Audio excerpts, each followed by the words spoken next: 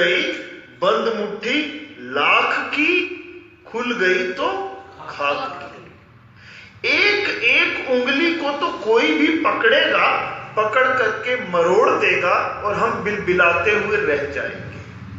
लेकिन यदि हम में एकता हो गई, एक रूपता आ गई, एक ही प्रकार की उपासना पद्धति को हमने स्वीकार कर लिया, एक ही ईश्वर के सत्य स्वरूप को हमने जान और मान लिया, जब हमारे विचारों में एकता आएगी तो निश्चित रूप से एक ही प्रकार की उपासना पद्धति, एक ही ईश्वर का स्वरूप हम सभी को, और एक ही हमारा धर्म हम सभी को एक सूत्र में इस प्रकार से पिरो देगा, जैसे बिखरे हुए फूलों को एक धागा पिरो करके एक माला के रूप में, एक हार के रूप में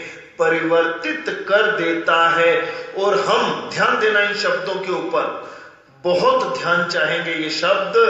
हम उस परम पिता परमेश्वर के प्रति भी पूर्णतया समर्पित होकर के ईश्वर के उस प्रभु की प्रभुता को जानते और मानते हुए, और हम मनुष्य अपनी अल्पज्यता अबोधता को ध्यान में रखते हुए जब पूर्णतया समर्पित होते हुए उस ईश्वर के चरणों में हार स्वीकार कर लेंगे, तो वह हार हमारे ही गले में पड़ करके हमें विजय श्री दिलवा देगा।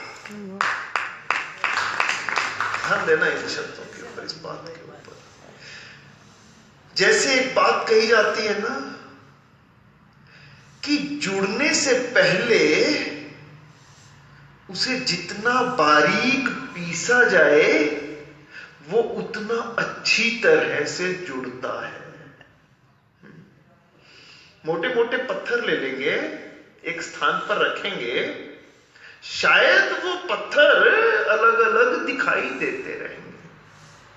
क्रशर में चले जाएंगे, वो पत्थर बहुत बारीक पीस दिए जाएंगे, रेती या बजरी बन जाएगी या सीमेंट बन जाएगी। वो सीमेंट फिर जोड़ने के काम में आएगी। क्या कहना क्या चाह रहा हूं? कहना यह चाह रहा हूं कि आप अपने अहम भाव के बड़े बड़े पत्थरों को तोड़ दीजिए। आप अपने अहंकार के, अभिमान के, अहम भाव के बड़े बड़े पत्थरों को तोड़ दीजिए, जो आपके एकीकरण में एक बहुत बड़ी बाधा बने हुए हैं। जब आप अपना अहंकार तोड़ देंगे, अहम भाव तोड़ देंगे, तो आप समर्पित होकर के इतने बारीक हो जाएंगे कि आप एकीकरण के लिए तैयार हो जाएंगे। फिर जो एकीकरण होगा उसे कोई तोड़ नहीं पाएगा। वो फेविकोल के बॉन्ड से भी ज्यादा मजबूत एकीकरण हो जाएगा। अब मैं उन कारणों पर जाता हूं जो पूर्व में रहे और उन कारणों के वर्तमान में निवारण पर आता हूं और मेरा विषय पूरा हो जाएगा। कारण क्या रहे? जो भी आया उसने सबसे पहले मेरे इस समाज को तोड़ने का काम किया। इस आर्य जाति को सबसे पहले अलग अलग खांचों में, अलग अलग हिस्सों में, अलग अलग वर्णों में या अलग अलग जातियों में विभक्त कर दिया गया। ऐसा नहीं है कि वो मुगलों ने किया या अंग्रेजों ने किया। अरे बंधुओं, बस शासक बदल गए, शासक बदल गए, शासन की पद्धति, और हमें तोड़ करके रखने की शास्त्रों की प्रक्रिया में कोई परिवर्तन नहीं आया। कैसे? वो मुट्ठी भर आए, लेकिन हमें जातियों में, वर्णों में विभक्त करके, हमें आपस में लड़वा करके उन्होंने हम पर राज्य किया। आज भी तथाकथित अभिजात्य शासक वर्ग मुट्ठी भर है, लेकिन इस लोकतंत्र में हमें कबीलों की तरह अलग अलग जातियों में बांट करके रखते हुए अपना वोट बैंक बना करके हमारे कंधों को सत्ता की सोपान तक पहुंचने के लिए, सत्ता के लक्ष्य तक पहुंचने के लिए एक सीढ़ी की तरह प्रयोग करता हुआ यह आज का शासक वर्ग भी हमें तोड़ करके रख रहा है। अन्यथा कोई कारण नहीं है, अन्यथा कोई कारण नहीं है। जितना खुलापन आज समाज में आ रहा है और प्रत्येक व्यक्ति के घर में अंतरजातीय विवाह भी हो रहे हैं। हम एक साथ पढ़ते हैं, छुआछूत लगभग समाप्त प्राय हो चुकी है। हमें तो मालूम ही नहीं होता कि हमारे विद्वानों की जाति क्या है। हमें तो आर्य समाज में जो संस्कार दिए गए, मनुष्य को केवल एक जाति जाना और माना गया। जब संपूर्ण मनुष्य एक ही जाति है, तो हमें अलग अलग पृथक पृथक जातियों में कैसे तोड़ दिया जाता है। और इस तोड़ने के पीछे और तोड़ करके आपस में लड़वाने के पीछे किनका स्वार्थ है, हम ये समझ भी नहीं पाते।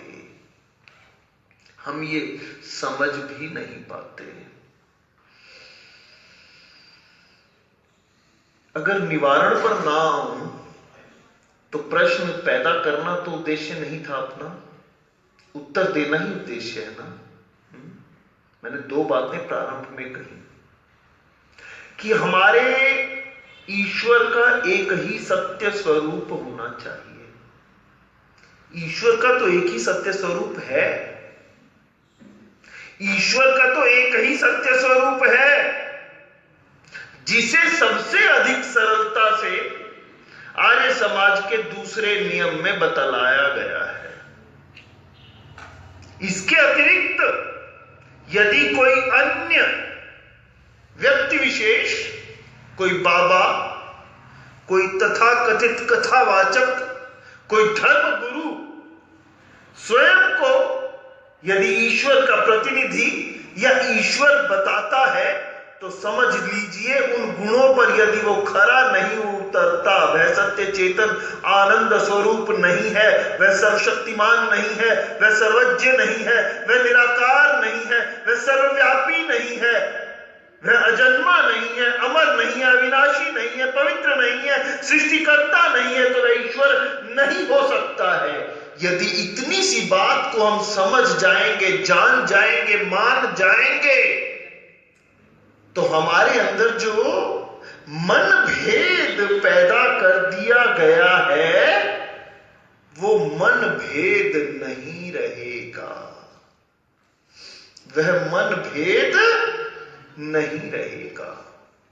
दूसरा, ईश्वर का सत्य स्वरूप यदि हम जान मान लें, उस सत्य स्वरूप ईश्वर की उपासना पद्धति को एक रूप करना भी हमारा दायित्व बनता है, कर्तव्य बनता है।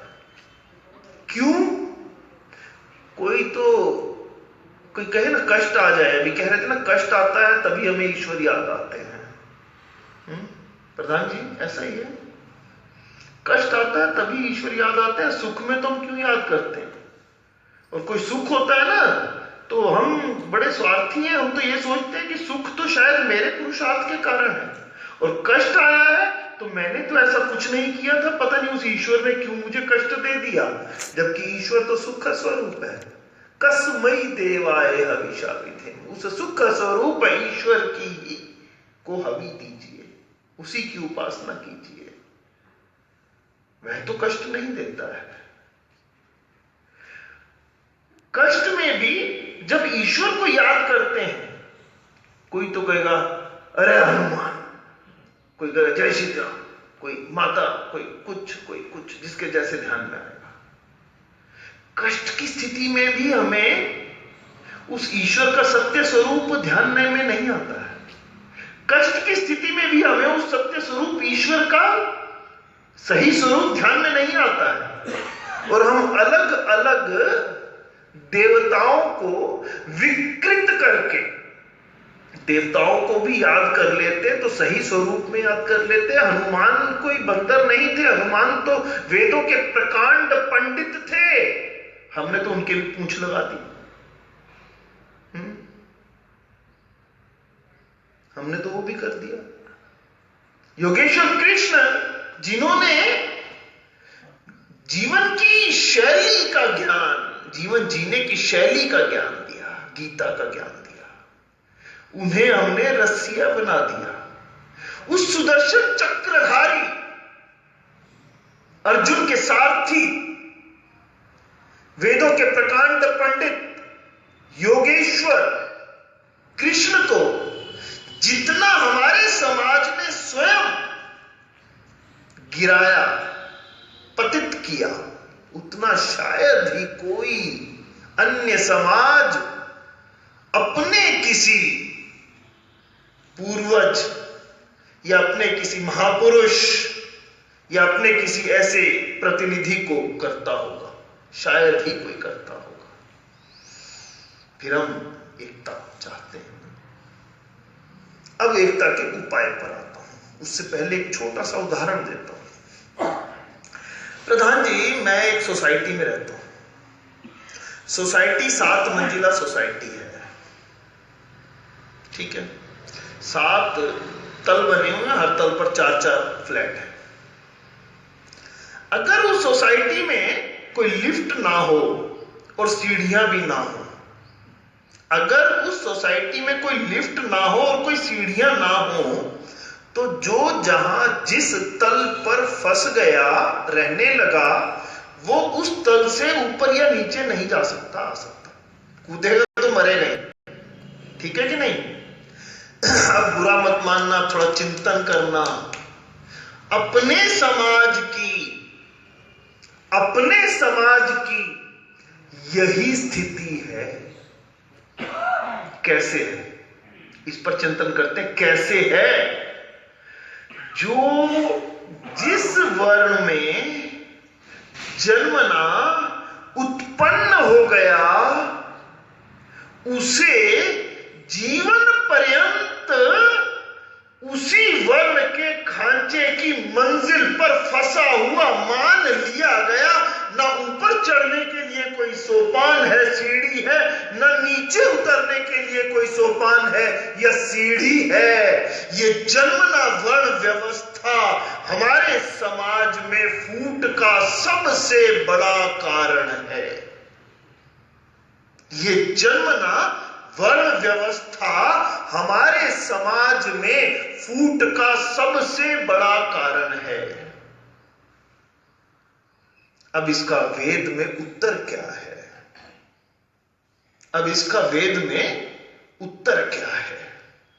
वेद किस वर्ण व्यवस्था को जानता या मानता है? वेद जन्मना वर्ण व्यवस्था को नहीं मानता है। वेद की वर्ण व्यवस्था कर्मणा है। वेद की वर्ण व्यवस्था कर्मणा है। जो जैसे कर्म करेगा, उसी वर्ण में वह उस समय जाना जाएगा। कोई व्यक्ति, स्वामी श्रद्धानंद जी महाराज चित्र लगा हुआ है अपने बाल्यकाल में, तो शायद सभी दुर्गुण जो किसी एक सामान्य व्यक्ति में हो सकते हैं थे। जिस समय दुर्गुण थे उस समय उनका वर्ण क्या था? शूद्र कैसे है? लेकिन क्रांतदर्शी देव दयानंद जैसे पारस पत्थर के संपर्क में आने के उपरांत जब उनका जीवन परिवर्तित हुआ और वह अंततः अपने जीवन में स्वामी श्रद्धानंद जी महाराज के नाम से सुविख्यात हुए, उन्होंने गुरुकुलों की पुनः स्थापना की और शिक्षा पद्धति को आर्ष शिक्षा पद्धति बनाने का प्रयास किया और स्वतंत्रता संग्राम में वो मानव बम दिए जिनके कारण आज हम स्वतंत्र हैं। उस समय स्वामी श्रद्धानंद जी महाराज अपने जीवन के उस काल में क्या थे? ब्राह्मण थे। क्या थे? ब्राह्मण थे। लेकिन जब अंग्रेजों से संघर्ष करते हैं उस समय क्या थे? क्षत्रिय थे। तो एक ही व्यक्ति अपने जीवन के विभिन्न कालों में अलग अलग कर्म करने के कारण अलग अलग वर्ण में जाना माना पहचाना जाता है। ठीक है, इसके लिए वेद मंत्र क्या कहता है? एक वेद मंत्र है जो अथर्ववेद, यजुर्वेद और ऋग्वेद तीनों वेदों में आया है और जिसका सबसे अधिक दुरुपयोग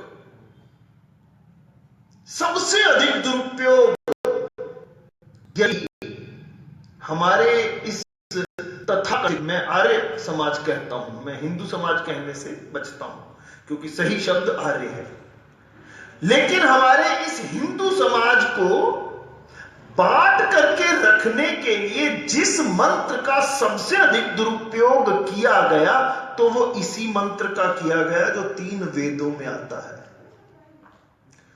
और उसके अर्थ का अनर्थ कैसे किया गया ये समझेंगे। पहले वो मंत्र देखते हैं, उसका शब्दार्थ देखते हैं, फिर भावार्थ पर आता हूं और फिर एकीकरण आपको लगेगा कि हां अब इसे अगर हम मान लेते हैं तो हो सकता है। ब्राह्मणस्य मुखमासीत बाहुराजन्य कृतः उरु तदस्य यद वैश्यः पदेभ्याम शूद्रो अजायत। ब्राह्मण इस मनुष्य समाज के मुख के समान है। मुख केवल ये नहीं, मुख एक पूरा जिसमें बुद्धि भी है, ये सारा। ब्राह्मण इस मनुष्य समाज के मुख के समान है और राजन्य अर्थात क्षत्रिय भुजाएं हैं। ये उदर क्षेत्र वैश्य है और ये गति देने वाली जंघाएं हैं। कैसे और इसका अनर्थ क्या किया गया? पहले मैं अनर्थ बता देता हूं, उससे पहले मैं एक छोटी सी चर्चा 2 मिनट की ओर करता हूं। मंत्र और श्लोक में अंतर है। मंत्र ईश्वरीय वाणी अपौरुषीय ग्रंथ वेद में निहित है। मंत्र उन 4 ऋषियों को जिन्हें परमपिता परमेश्वर ने ये वेद ज्ञान प्रकाशित दिया, जिनके माध्यम से ये वेद ज्ञान प्राप्त हुआ, उनके द्वारा अभिमंत्रित है। इसके अतिरिक्त हम कितना भी सम्मान किसी अन्य ग्रंथ को दे लें, ध्यान देना, हम कितना भी सम्मान किसी अन्य ग्रंथ को दे लें, लेकिन उसमें मंत्र नहीं होते, उसमें श्लोक हो सकते हैं। गीता के श्लोक हैं, वेद में मंत्र हैं। ठीक है कि नहीं? हमें इसीलिए जब हमसे कभी धर्म ग्रंथ पूछा जाए तो हम अलग अलग बतलाने लगते हैं। कोई रामायण बतलाता है, कोई गीता बतलाता है, कोई कुछ बतलाता है, कोई कुछ बतलाता है। और सही उत्तर क्या होना चाहिए? वेद। वेद के अतिरिक्त हम आर्यों का अन्य कोई धर्म ग्रंथ संभव नहीं है, क्योंकि यही अपौरुषीय वाणी है, यही ईश्वरीय ज्ञान है, यही है जो सृष्टि के निर्माण के समय सृष्टिकर्ता परम पिता परमेश्वर ने हम सभी को दिया। एक और अंतर स्पष्ट करता हूं मंत्र और श्लोक के अंदर। श्लोक चूंकि मनुष्य द्वारा रचित है, ध्यान देना, श्लोक चूंकि मनुष्य द्वारा रचित है, इसलिए अपने रचनाकार के इतर अतिरिक्त कोई अन्य भी वैसे ही श्लोक लिख करके उसमें अपभ्रंश डाल सकता है। सिद्ध करूं? सेनाएं खड़ी थी कौरवों और पांडवों की। अर्जुन को विषाद हुआ। अर्जुन ने कहा, हे कृष्ण सारथी, मेरे रथ को दोनों सेनाओं के बीच में ले चलो। उन्होंने सामने खड़े अपने गुरुओं को, बंधुओं को, बांधवों को देखा तो अर्जुन के मन में विषाद पैदा हो गया। और अर्जुन के उस विषाद को दूर करने के लिए योगेश्वर कृष्ण ने उस समय जीवन को जीने की शैली का जो ज्ञान दिया वह गीता का ज्ञान था। प्रधान जी, सेनाएं सन्नद्ध खड़ी हैं, शंखनाद हो चुका है, नगाड़े बज चुके हैं, सैनिकों की भुजाएं फड़फड़ा रही हैं, हथियार हाथों में आ चुके हैं। उसमें कोई व्यक्ति कितनी देर तक उपदेश दे सकता है या ले सकता है? मूल गीता में बहुत थोड़े श्लोक थे और योगेश्वर कृष्ण ने मूल गीता का ज्ञान वेदों पर आधारित ज्ञान दिया था। लेकिन बाद में हम लोगों ने अपने स्वार्थ के कारण उसमें इतने अपभ्रंश जोड़ दिए कि उसको इतनी मोटी पुस्तक बना डाला। मूल गीता का ज्ञान यजुर्वेद के 40वें अध्याय के दूसरे मंत्र का भावनात्मक विस्तार मैं कह सकता हूं, काव्यात्मक विस्तार मैं कह सकता हूं। कुर्वन्नेवे कर्माणि न कर्म लिप्यते नरे, केवल इतना ही था, न कर्म लिप्यते नरे, अर्थात हे मनुष्य तू अपने जीवन में 100 वर्षों तक कर्म करते हुए जीने की इच्छा कर, लेकिन तेरे कर्म ऐसे हो जो तेरे जीवन में तेरे बंधन का कारण ना बने।